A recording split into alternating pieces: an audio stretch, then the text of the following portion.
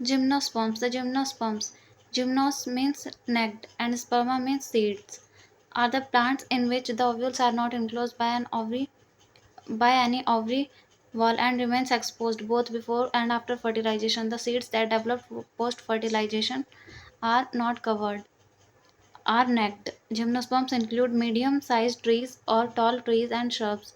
One of the gymnosperms, the giant redwood tree sequoia, is one of the tallest tree species. The roots are generally tap roots. Roots in some genera have fungal association in form of mycorrhiza pinus, while in some others, cycas, small specialized roots called coralloid roots, are associated with nitrogen-fixing cyanobacteria.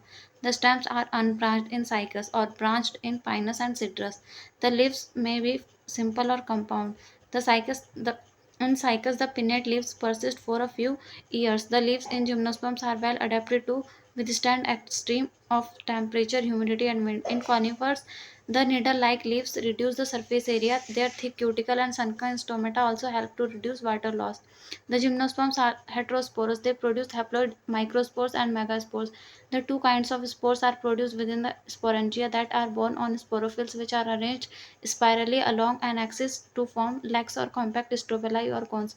The strobili bearing microsporophylls and microsporangia are called microsporangiate or male strobili. The microspores develop into a male gametophytic generation which is highly reduced and is confined to only a limited number of cells. This reduced gametophyte is called pollen grain. The development of pollen grain take place within the microsporangia. The cones bearing the megasporophylls which with ovules or megasporangia are called macrosporangiate or female strobili. The male or female cones or strobili may be born on the same trees in pinus. However, in cycas, male cones and megasporophylls are born on different trees. The megaspore mother cell is differentiated from one of the cells of the nucellus.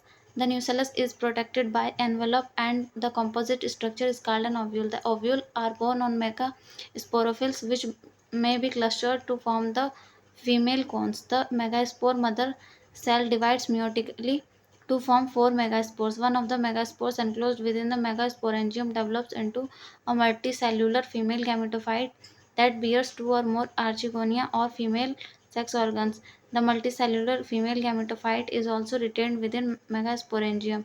Unlike bryophytes and pteridophytes, in gymnosperm the male and female gametophytes do not have an independent free-living existence. They remain within the sporangia, retained on the sporophytes. The pollen grain is released from the microsporangium. They are carried in air current and come in contact with the opening of the ovule borne on megasporophylls. The pollen tube carrying the male gametes grows towards the archegonia in the ovule and discharge their content near the mouth of the archegonia.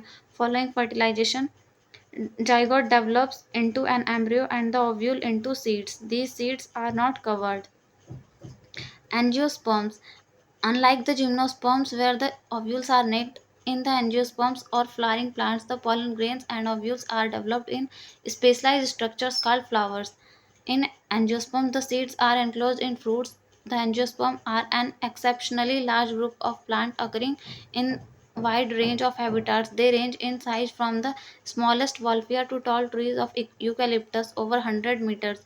They provide us with food, fodder, fuel, medicines, and several other commercially important products.